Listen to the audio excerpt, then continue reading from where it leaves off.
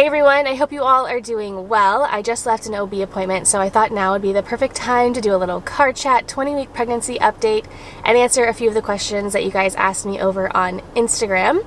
So today, the day that I am filming this, I am currently 20 weeks and 1 day pregnant. I cannot believe I am just over the halfway point. I'm still in shock that I'm pregnant, even now. Halfway through my pregnancy, I still can't believe it. And some days I'm like, whoa.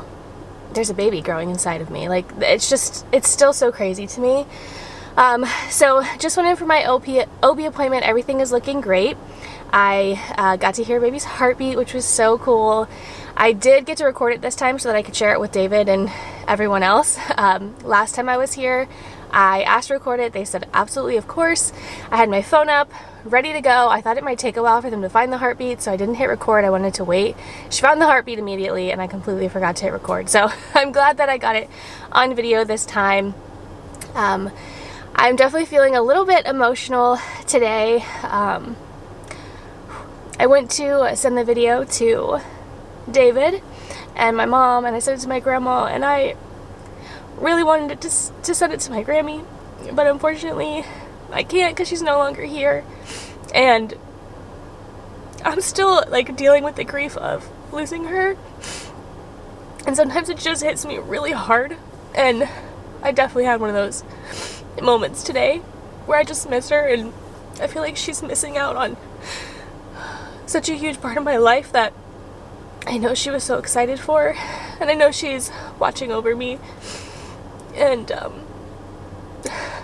it sucks. It just really sucks. But whew, it just made me super emotional, and the pregnancy hormones on top of it don't help.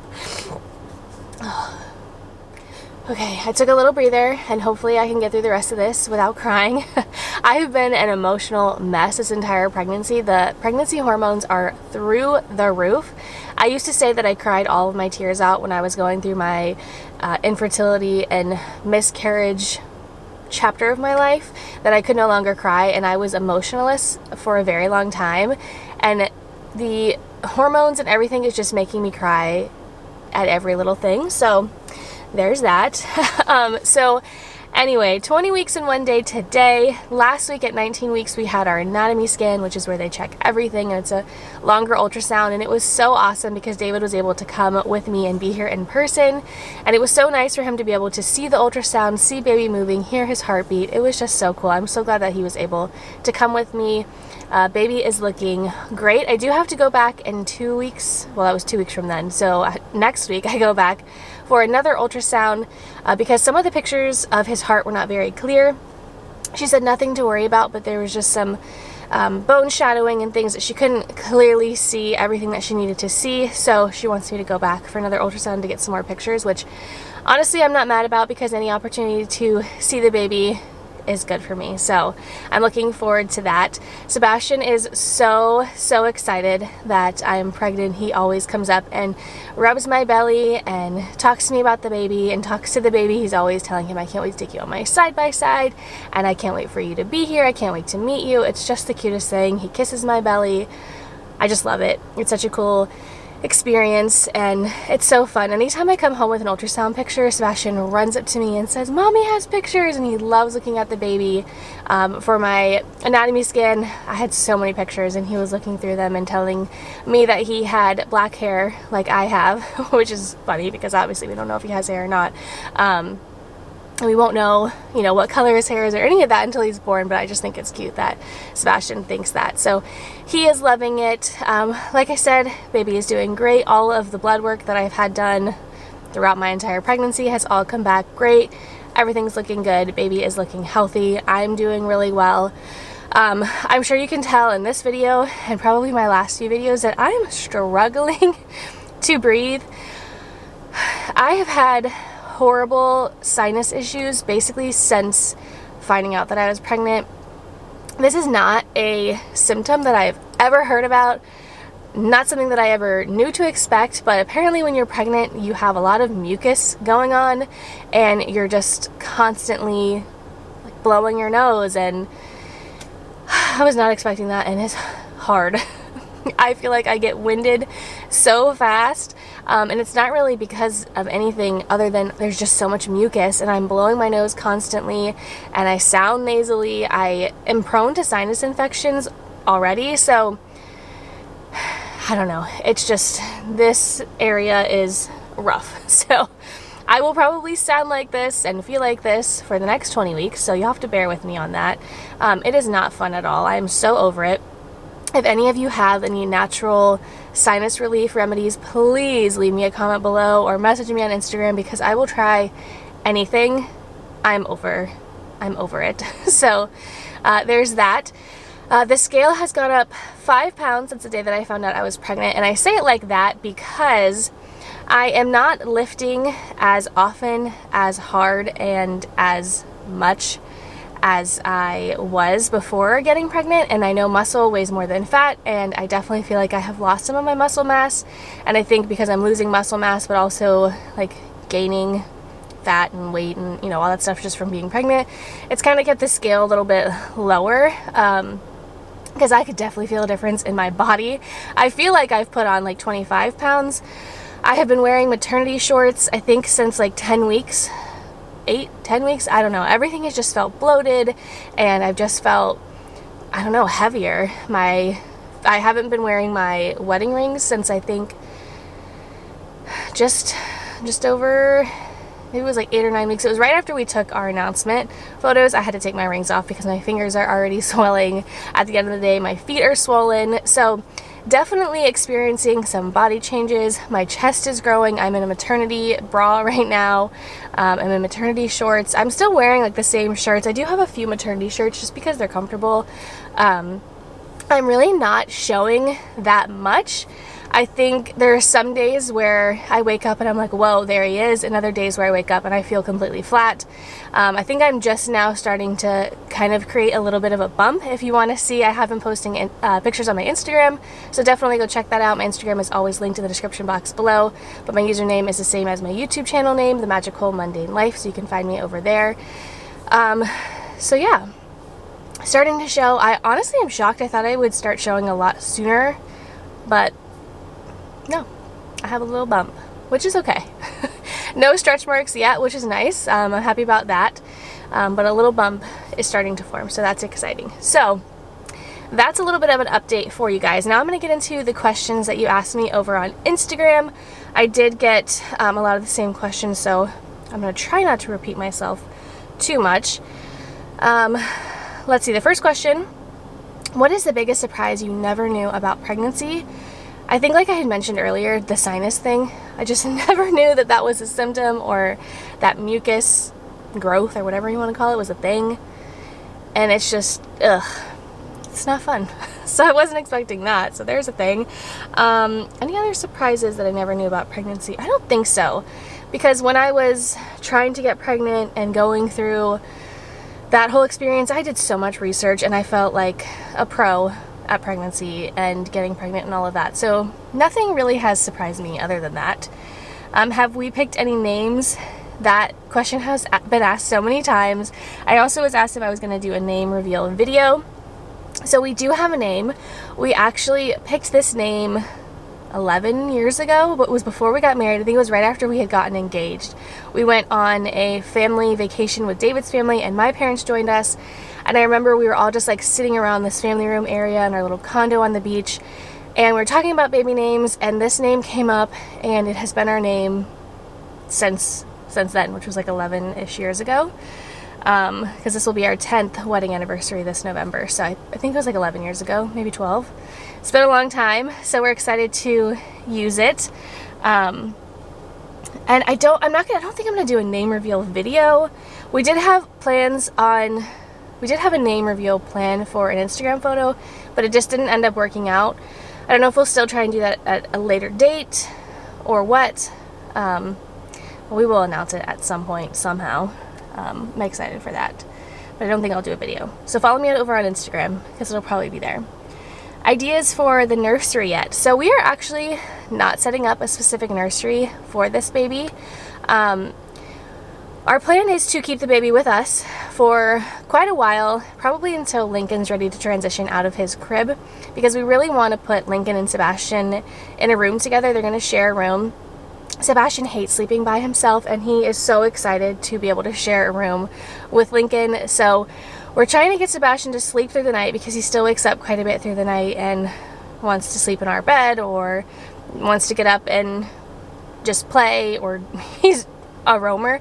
So we're trying to get his sleep schedule on point. And then Lincoln is also still in his crib, and we want to put them in like a little toddler bunk bed situation. So we're kind of waiting until they're both ready for that. So the baby will stay with us until the boys are ready to go into one room together, and then we will just put the baby in Lincoln's room, and we're just going to keep it, that's just going to be the nursery. So it'll be the nautical themed nursery, and the baby will go in there eventually. And then I think the boys will probably end up in the room that is currently my office, and then we'll turn Sebastian's room back into my office.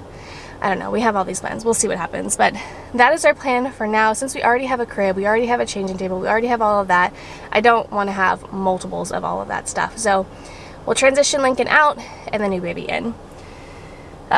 Biggest craving, mine was Little Debbie milk sour cream onion chips. I'm hoping that was two different things. Biggest craving, well, I'm dying for a Publix sub, but I can't have that because you can't eat lunch meat. I did get one toasted and it just did not taste the same. I was so sad. So I cannot wait to have one of those. As soon as this baby is out, I'm getting a Publix sub.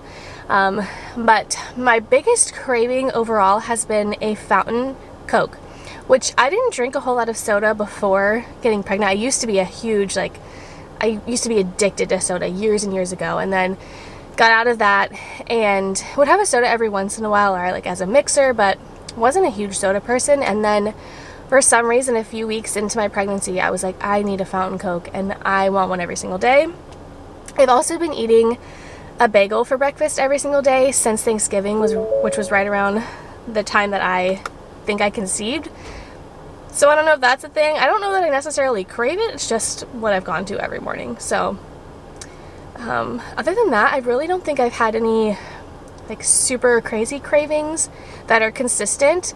Like in the beginning really wanted pickles, and then one night, I think it was like in the first trimester, it was like 9 o'clock at night, and I really wanted cucumber and carrots with ranch, and we didn't have anything like that. And it was like 9 something at night, and I have never understood pregnancy cravings when women are like, I'm craving this, I sent my husband out 3 in the morning to go get it. I'm like, how can you crave something that bad? Like, you can't wait until the next day. Well, when I had this cucumber and carrot craving, I looked over at David, I was like, I'm trying not to be dramatic, but I think I'm gonna cry because I really want it and we don't have it. And I was like so upset. So I did an Instacart order at 9 something at night, got my cucumber and carrots, and I was just happy as can be. And I ate cucumber for a long time. I still really enjoy it, but it's not like something I'm craving. But I had that craving for a long time. I seem to crave more healthy foods than anything in the beginning, but now consistently it's just a fountain Coke. So if you ever come visit me and you want to make me happy, a fountain Coke is the way to go. Let's see. Do you think you are the kind of person who will try for a girl? A friend had 8 boys before a girl. That is insane. That's a lot of kids. David and I know the baby is not here yet, so things could change. But David and I both feel like, even with this 3rd baby boy, that our family is just not complete yet. We still want one more child.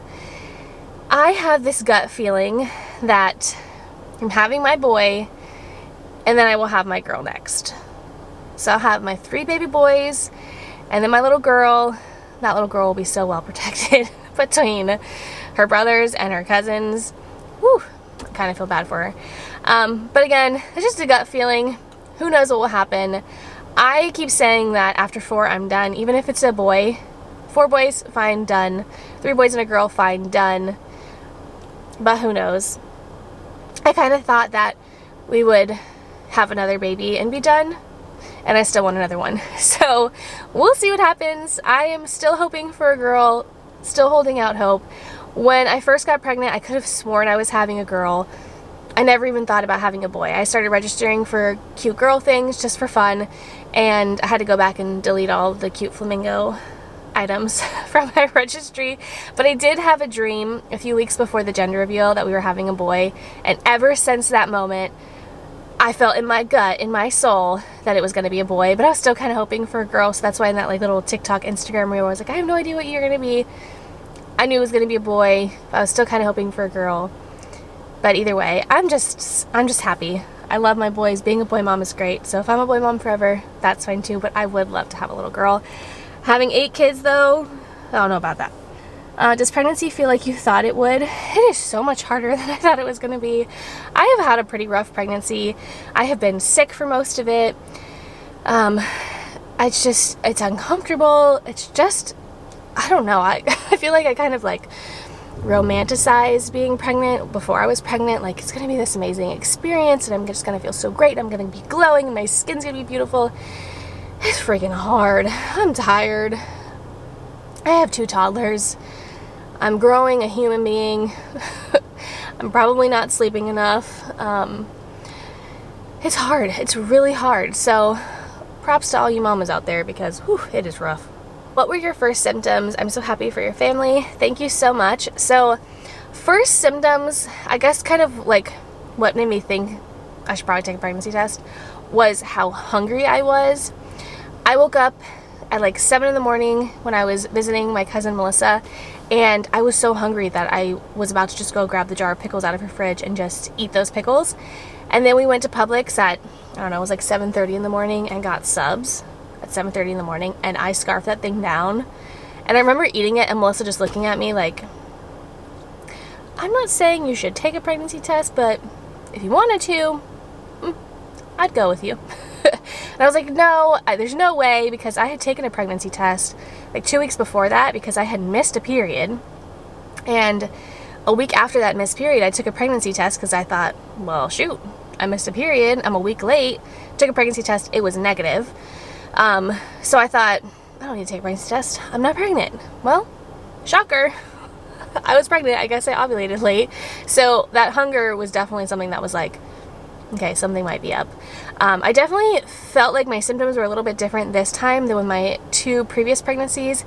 The thing that tipped me off in those 2 pregnancies was my nipples were hurting so bad, and I've never experienced that other than with pregnancies.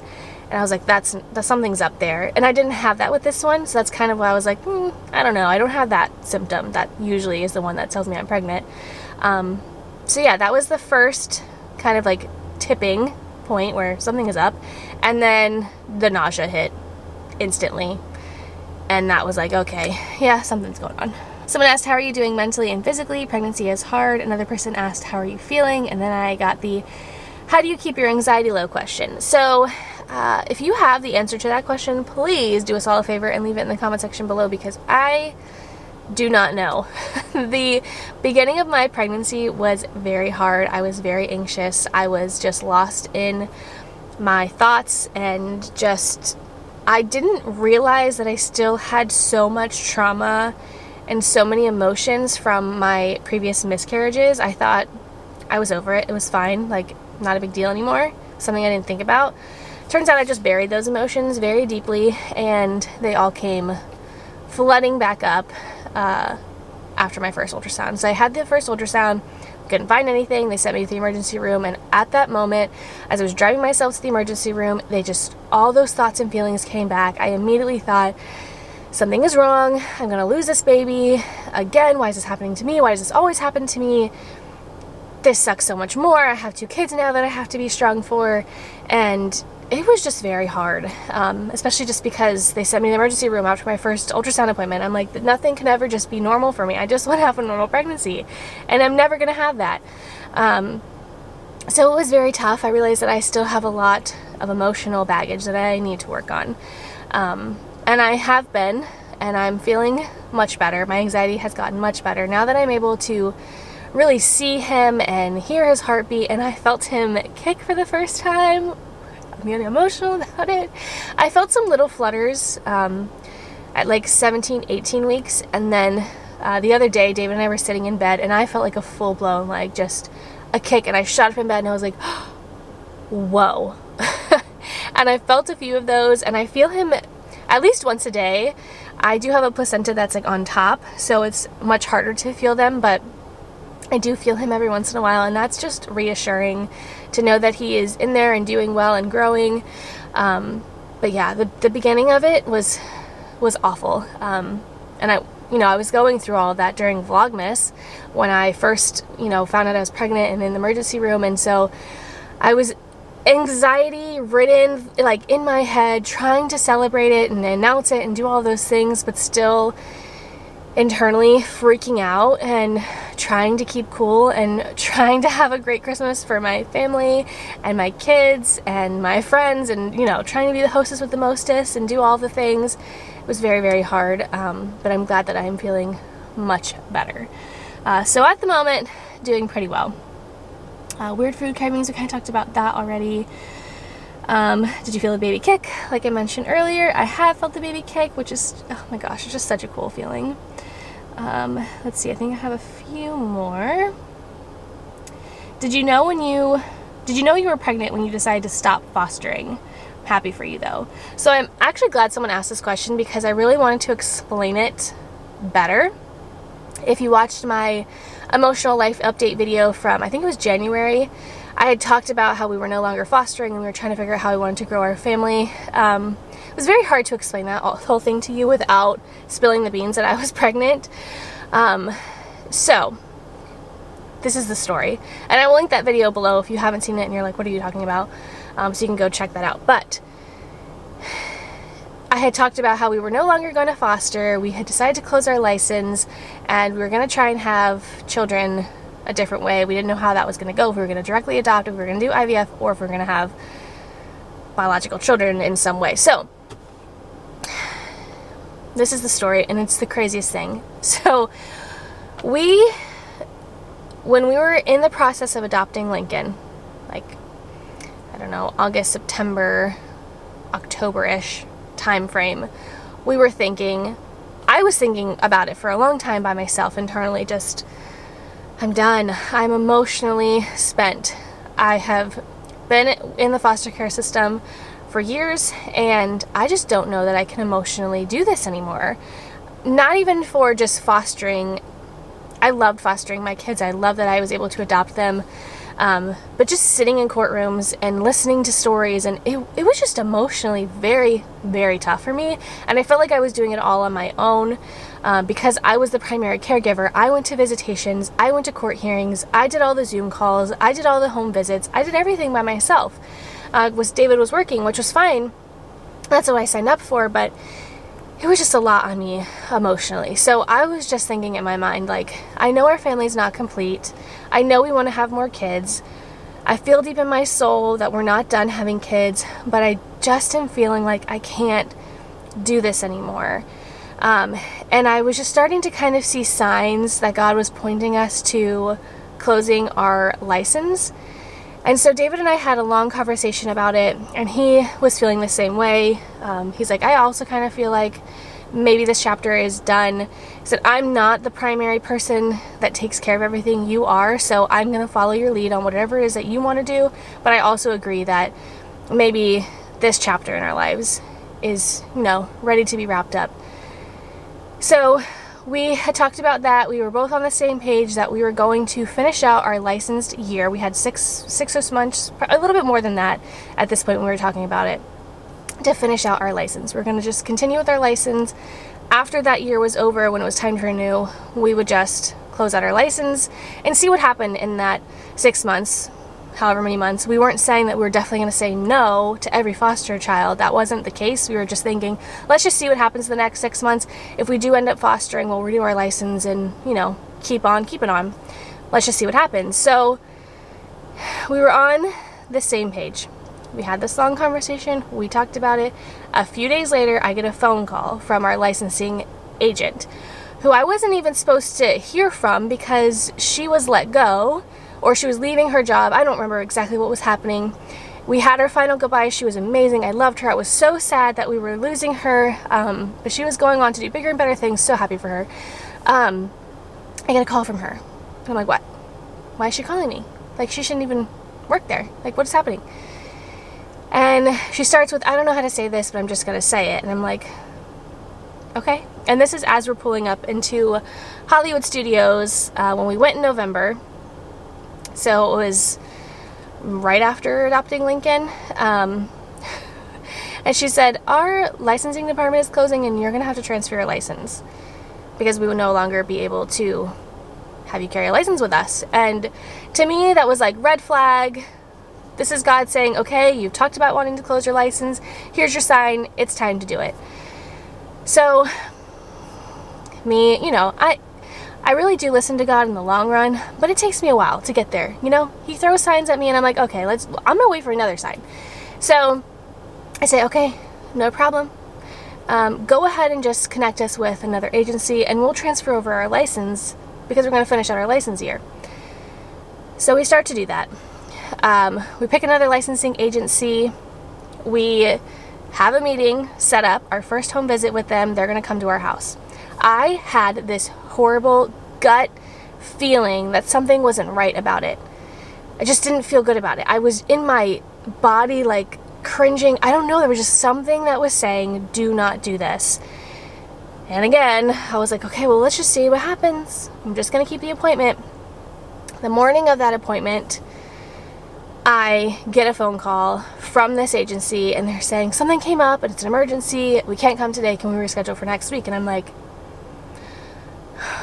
yes, thank you, God. Like, I knew this wasn't right and now it's being rescheduled. This is good. So we rescheduled.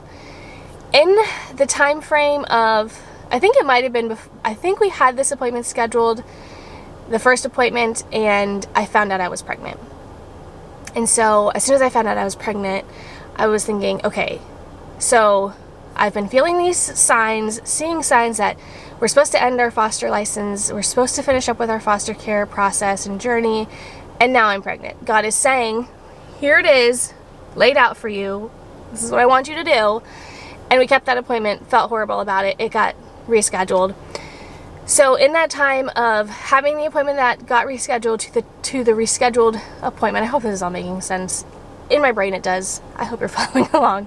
I had my ultrasound appointment, which was when they told me I was going to have twins. And as soon as I got in the car, I called our former licensing agent and said, I just found out I'm having twins. Emotionally, I can't do this anymore. We're going to just go ahead and close out our license. What do I need to do? So right before that second rescheduled appointment, we ended up deciding to close out our appointment. Everyone was close out our license. Everyone was super understanding, very sweet, very kind. So when we decided we were done fostering, we did not know we were pregnant. We found out we were pregnant in that limbo of changing out our license, and we just really felt like God was giving us the plan. Like he was saying, okay, your license is no longer valid. You have to transfer it over. I don't want you to have this appointment. This appointment didn't happen. Got pregnant, and here we are now. And that's not to say that we will never foster again or anything like that. I still have a lot of love for foster children, for every one of my friends who is still involved in the foster care community. I would love to maybe do like the Guardian Line program at some point. I definitely still feel a tug on my heart for the foster care community. And I don't know what that will turn into in the future. But it was a crazy journey for us. And this has also been a crazy journey. So it's just, I don't know, one of those things. We just felt like God was telling us, this is what I want you to do to foster. And then God made it clear to us that we were done and we're moving on to something else. So that's kind of how the story went. I hope that made sense to you because I know it's very confusing. But if you have any questions regarding that whole thing, reach out. I would love to help clear things up. And then a lot of people said, no questions, just so happy for you. And we are so thankful for all of your love and support. You guys are the best. I've gotten lots of messages and comments and emails and literally any way you can reach out to me, you guys have. And I'm so, so thankful for all of you, for your prayers, for your love, for your kindness. It's just so appreciated. We really appreciate you guys. I'm thinking the sinuses are really messing with my brain. So yeah, that's my 20-week update. This video is probably way too long. I hope you guys had a snack during it, had a nice beverage. I need to hydrate, which is kind of a lie. This is not water. It is definitely a Coke. But I do have my water right next to it. So, that is it. If you have any other questions, please leave them down in the comment section below. I'll probably do another update video in the future. Make sure you're following me on Instagram. I share pretty much every single day over there on Instagram stories. I share my feed often. I've been doing Instagram reels, which is a lot of fun. So make sure to follow me over there. Everything is linked in the description box below. You can find me on Facebook, TikTok, all the things. I'm on all of them. So thank you guys so much for watching this video. I hope you enjoyed it. If you did, give it a thumbs up. And I will see you all in my next video. Don't forget to subscribe. Bye!